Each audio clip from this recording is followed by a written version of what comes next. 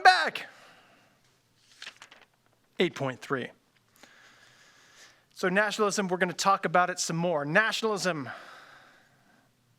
a force of unity and a force of disunity. Unification, mergers of politically divided, and this is a very similar, this is a throwback to 8.2, where we talked about how the positive effects of nationalism. Do you remember what nationalism is? You don't, but it's okay. That's why I'm here. Nationalism, if you'll read in the book, is the belief that people's greatest loyalty should not be to a king or empire, but to a nation of people who share certain things. What do people share in a nation state? They share several of the following. So if you have some of the following in your nation state or your group of people, you might be a nation state. Common history, common language, common territory, common nationality, common religion, and common culture. So we talked about how nationalism can be both good and bad. As far as unification, nationalism can cause mergers of politically divided but culturally similar lands. 19th century Germany, 19th century Italy. We're going to talk about those things. In fact, I think I threw my picture around on the My LLA of me with the pointy hat. That's Bismarck. I just put my face on Bismarck. We're going to talk about that unification process. Now, we also have nationalism causing separation. You'll see the Greeks in the Ottoman Empire. The Greeks were part of the Ottoman Empire. And then I assume it was one day they woke up and said, hey, didn't we used to be like a whole thing? We had like gods on Olympus and we had Olympic games. We shouldn't be Ottoman anymore. And that's how the conversation transpired. And then the next day they declared independence. And I'm sure it was that easy. If you disagree with me, of course you can go back to 8.2 and read about how I'm wrong. So the separation, it causes people to separate. We also see the French-speaking Canadians kind of try to unify in Canada. That's from the book on 258. State building. Culturally distinct groups form into new states by accepting a single culture. And the book gives an example of the United States there. And remember, in history, when we give examples, oftentimes, even the examples are problematic because the reality of history is it's always more complex. As we live our lives, we're not living our lives in order to tell some story with some amazing point. We didn't all gather and decide, you know what story needs to be told? We need to tell the story about human beings and how they're susceptible to disease. And so we staged this big, giant virus so that we could tell a cohesive historic narrative about the frailty of humans and the hubris of leadership. That was never a thing that we discussed. And yet it's happening now, and it's chaotic. And in a few years, people will look back on this time, and they will try to take this chaos and turn it into a narrative. And after a few retellings, we'll all kind of say, yeah, that feels right. And then 80 years down, someone will come along and read more primary source documents, and they'll say, wait, I think we got it wrong. And we'll continually be trying to understand this time period that none of us in the present understand. And history is more about humans understanding our humanness and the complexity of life. So anyway, the United States, culturally different in some ways. We have the North and the South, where the South is much more, there's agriculture, plantation states, and in the North, much more industrial. So we can say, yeah, they had some differences there. In Turkey is another example of culturally distinct groups who form a new state by accepting a single culture. That's a little bit simplistic, but sure, if it helps you understand nationalism, that'll get you to your college level history classes where you'll learn why all of this is wrong. But that's okay, because this is a stepping stone to get you there. Nationalism shakes these aging empires. Remember, after Napoleon broke Europe breaks. Napoleon took it over, and then after Napoleon was defeated the first time, and after he was defeated the second time, poor sad Napoleon, a bunch of the nobility of Europe met with Prince Metternich, and they put Europe back together. And the way they chose to put Europe back together was to have a bunch of the traditional ruling families and empires take control, and it was a much more conservative effort. So the style was a conservative style of rule over Europe. And you have a lot of the old ruling families. But in this conservative Europe, you had people who had a glimpse of being free. You had people who were looking to the leadership wondering, wait, why are these foreign people in charge of us? And we start to see the breakup of big empires. And we've talked about this before. So let's get back to how we break the chapter up and how you do your guided reading. On page 259, the question, the red letter question should be, how does nationalism shake aging empires? Or what aging empires are starting to fracture under modernism? And it tells you. You have the Austrian Empire, you have the Russian Empire, you have the Ottoman Empire, and you could go on to ask even better, grander, more wonderful questions. You could say, how did the Austrian Empire break up? What were the causes and effects? And then, once you've asked your question, you could search through this and you could help to understand why the Austrian Empire breaks up.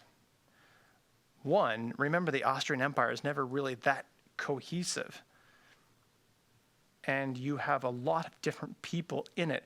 The Slovenes, the Hungarians, the Germans, the Czechs, the Slovaks, the Croats, the Poles, the Serbs, the Italians. And these different territories are fighting with each other. So it's not really, if we were going to say a nation state is kind of our standard for unification, the Austrian Empire is never a nation state. It's really set up to eventually fracture with the differences of cultures. You have, pressured by the Hungarians, Austria-Hungarian, it's an empire that has a stinking hyphen in it. So even linguistically, grammatically, we see it has problems. So Emperor Francis Joseph of Austria splits his empire in half, declaring Austria and Hungary independent states. All right.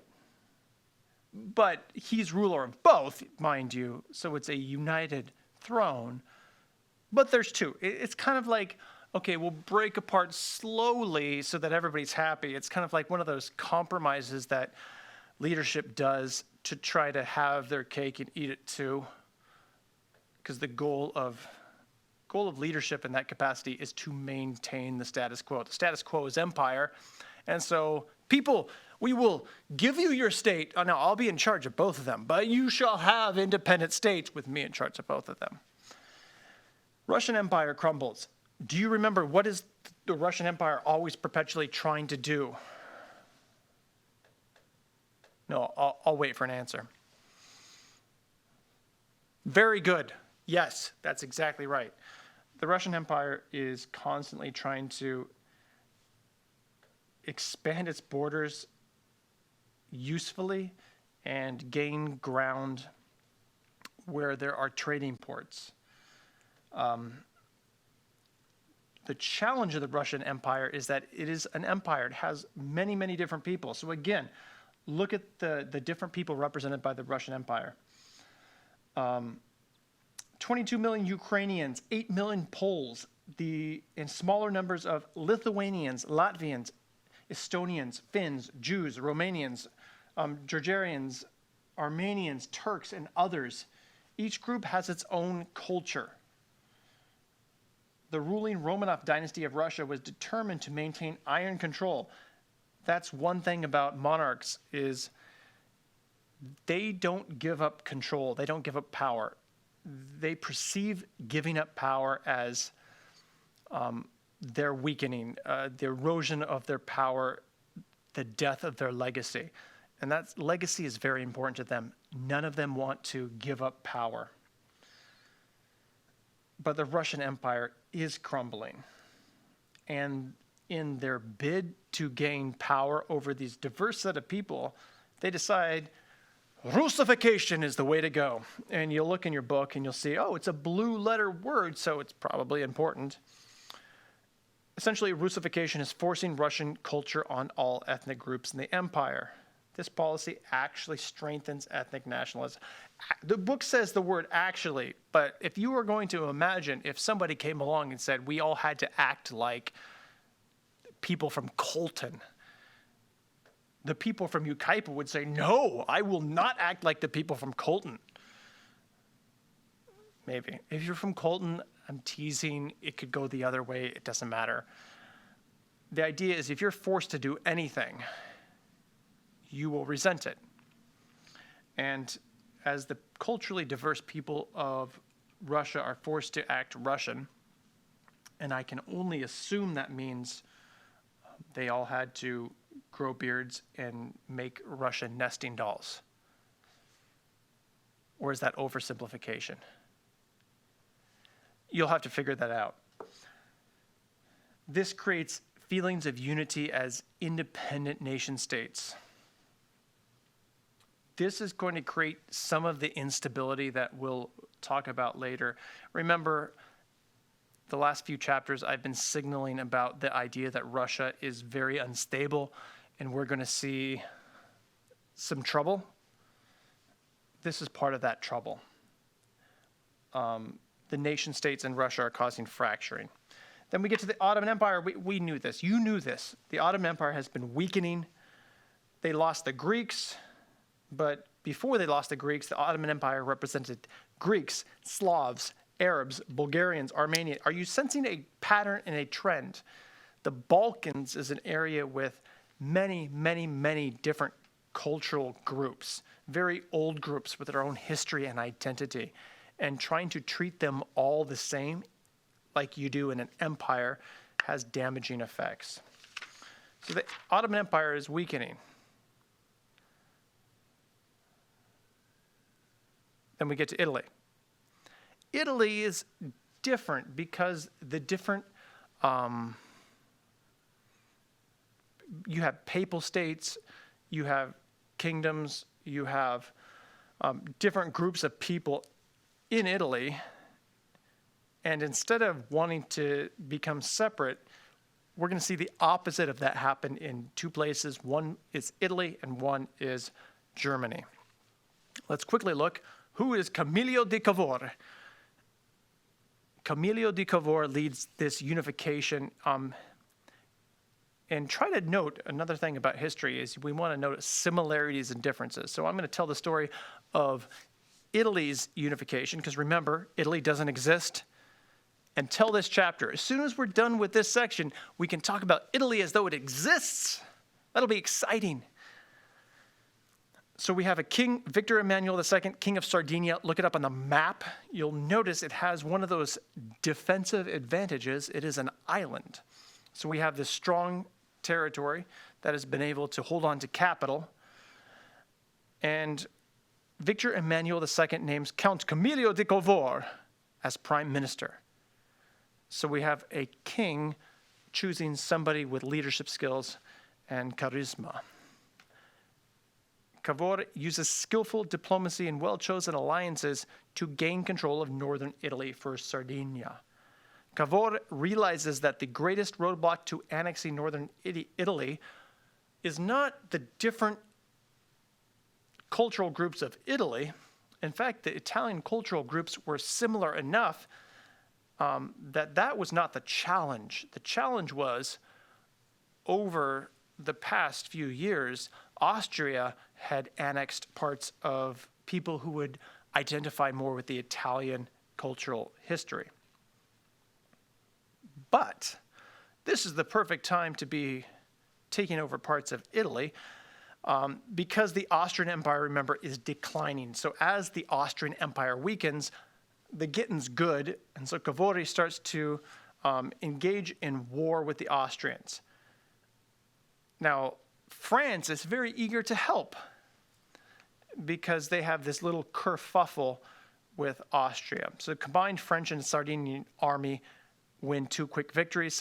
Sardinia succeeds in taking over northern Italy, except Venetia. So northern Italy is unified under Sardinia. Then you have southern Italy. Garibaldi, Giuseppe Garibaldi. He wears bright red. Can you think of anything that is typically Italian, not marinara sauce, but something that evokes pride in Italy, something that Italy creates that is also red? The Ferrari. There's a popular movie about Ferraris. Maybe you've seen it. So from Sicily, Garibaldi and his forces crossed the Italian mainland, march north. Here's a big deal. Usually when kings, I told you this already, when monarchs or kings take power, they never ever want to give it up to the country and to their detriment sometime. Very few times in history we see a monarch willing to give up power. What Garibaldi does as he has united southern Italy, he considers what would be the best thing, not for me, not for Garibaldi, but for Italy. Now, he could have gone to war against Garibaldi. He could have said, no, I want to control Italy. What he does, he willingly agrees to step aside and let the Sardinian king rule. So in 1866, the Austrian province, so they do this. They present a formidable enough nation. Eventually, in 1866, the Austrian province of Venetia, which included the city of Venice, the one with the water, becomes part of Italy. So that's the story of Italian unification. There's a lot of war, there's a lot of battlings, there's in some ways separations in this idea of nation state, but with Italy we have this formation of a country. Let's look at Germany. Germany also was a very old kind of cultural group, but it's made up of many different German princes. You'll remember the 30 Years' War. You'll remember the Hohenzollerns and the Habsburgs always warring together. You'll remember the Holy Roman Empire, which is not holy, not Roman, and not an empire. So it's been divided for a very long time with only kind of loose unity. You have Prussia, and some of you are wondering what Prussia is. It sounds like Russia, but it's not. Think of Prussia as the strongest city-state / kingdom within Russia. So if, let's say the United States, 50 states, let's say we never united, so it was just the states, lowercase, and you had a bunch of different states. You look at the map of the United States, and it was all different colors. You'd still have some states stronger than others, and those states would hold more authority, more power. And if unification was going to come from any of those any of those states, it'd probably be either California or New York. Maybe Florida, maybe Texas, but it would come from one of the strong ones, the larger ones.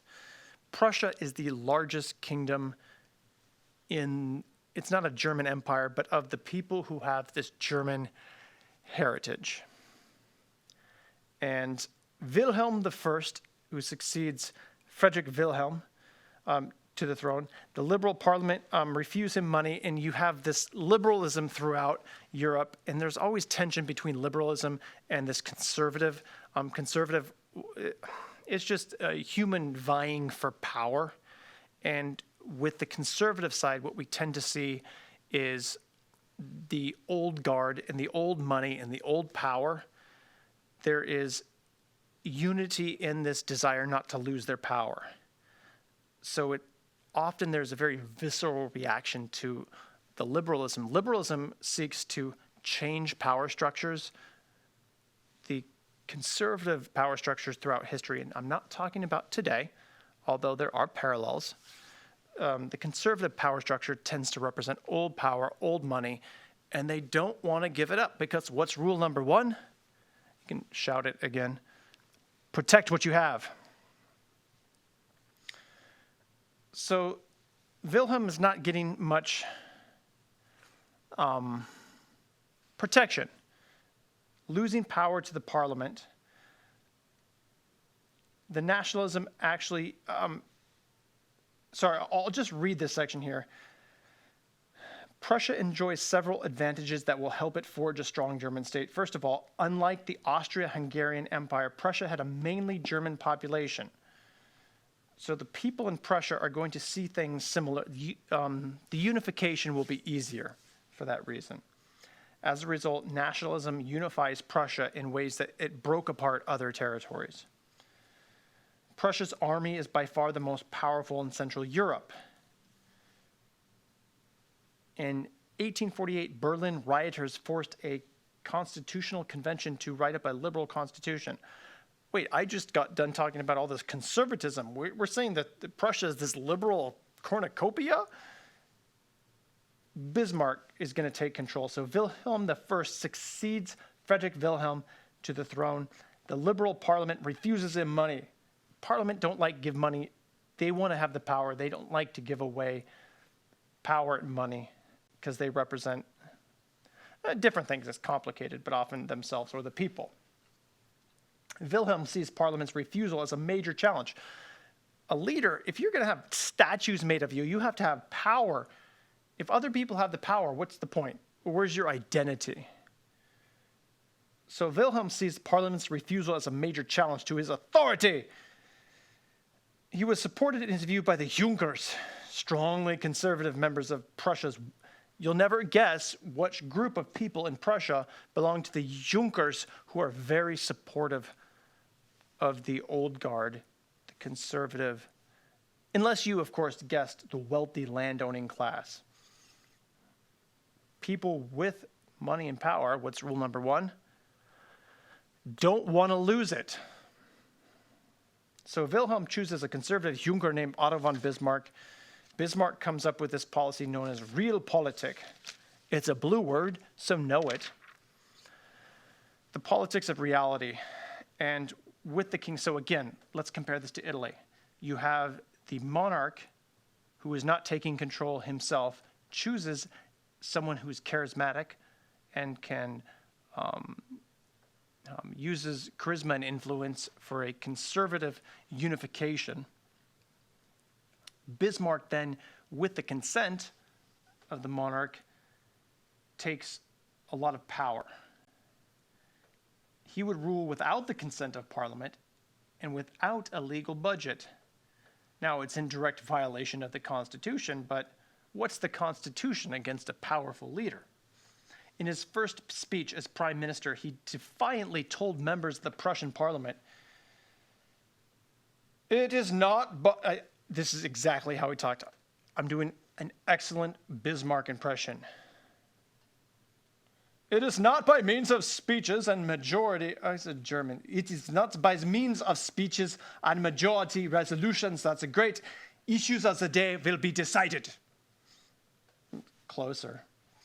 That was the great mistake of 1848 and 1845, but by blood and iron. Now, this is before we have the Civil War, before we have war photography. At this point in history, war is still glorious. It is what makes a nation state. It's the story you tell. It's part of your culture. We don't have these big global sporting events. So if you want something to champion, it is your military. And using this rhetoric of glory and honor, Prussia expands. Prussia takes the northern German provinces and unifies it. Prussia and Austria form an alliance. So part of this growth of Prussia is to form an alliance with a strong other state, and that's Austria. And he uses that alliance to go to war against Denmark, and they win Schleswig and Holstein. Quick victory, national pride. He has entered the history books. There will be statues of Bismarck. The people are now happy because they have won. After the victory, Prussia governed Schleswig while Austria controls Holstein. But then Bismarck looks over, looking at Holstein, like, yeah, we made this agreement, and the agreement was you get that and we get this, but I mean, I want both of them. And it's kind of unfair that you get that one because I want both. And so Bismarck purposely stirs up border conflict with Austria over Schleswig and Holstein. The tensions provoke Austria, and everybody is on the cusp of war at all times now because of the size of military, thanks to industry, thanks to these colonies that everybody is trying to protect. Everyone has lots and lots of power and military. And what's the point of military if you can't use it? So he provokes Austria into declaring war on Prussia in 1866. This conflict is known as the 7 Weeks' War. The Prussians, now, who should win, by the way? Let's predict. We like to predict. We tried to predict the Opium Wars. We tried to predict those. We tried to predict both the Sino-Japanese War and the Russo-Japanese War. The expectations at the time were that the older, larger empire would win. But things are changing, and what wins war now? Very good. The more industrialism is power. Industry is power. Prussia is more industrial. It has a better industry. And so they defeat Austria. And this is a surprise. This little kingdom in Russia has defeated the Austrian-Hungarian Empire. Who would have thought? So as a result of this, the eastern and western parts of the Prussian, the eastern and western parts of the Prussian kingdom are joined together. Then we have the Franco-Prussian War. And Bismarck is essentially a child in the backseat of a car on a long trip. His goal is to not be the one who throws the first punch. And so he's always in the backseat, not touching. I'm not touching. No, I'm not touching. I'm not touching your face. I'm not touching your face. And the goal of this is, of course, what? The goal is to get the sibling to hit first. And then when you get the sibling to react first, then you get to go to your parent with a righteous injustice. You get to say, this child of yours has acted badly and must be punished. So Bismarck does this because we have to ask why. Why is Bismarck going to go to all this trouble to provoke war with France? Well, he wants southern Germany. He has united northern Germany, but southern Germany, oh man, if he could just get southern Germany, he would have done it. He would have returned Germany into an empire, or the German word for empire, which is Reich. The first Reich being the Holy Roman Empire. Bismarck wants to create the second Reich. And a pin in that, there will be another Austrian-German who will come along later, who will want to create a third Reich. Bismarck manufactures incidents. He creates an impression that the French ambassador had insulted the Prussian king. Oh, for shame! How dare you insult anyone? We are esteemed people. We are Europe. We have culture. We don't go around insulting people. Now, why do you think Bismarck wants to create chaos in France? Well, I don't have a very good map. I'm going to hold this up for you. You can look in your textbook at the map too. You'll see on this map, oh, let's see if we can do this. If I had any kinds of skills, I would probably be able to put up a graphic. We'll see if that can happen. I don't think it can. You have Prussia up here. Prussia desperately wants this territory to be part of Germany. But there's a problem, and the problem is France over here. So Prussia wants yellow. The only way to get yellow is to get them to come running to him. He can't conquer them, because when you conquer people, they resent you. Try it. That's your assignment. Go conquer someone. Let's say Bakersfield. So tomorrow, go conquer Bakersfield, and then I want you to write a journal entry whether or not Bakersfield resents you for conquering them. So Bismarck doesn't want to conquer the southern part of the German territories. He would like their decision to be rational. So he wants to manufacture an incident with France. If he can get France to attack, again, back to the map with the graphics department. Yeah, you're welcome. Oh dear. See that? If France is going to get into Germany, they have to go through the yellow part. And if they go through the yellow part